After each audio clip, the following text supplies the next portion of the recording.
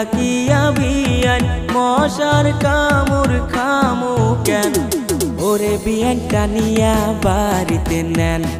ওরে বিয়ানটা নিয়া বাড়িতে নেন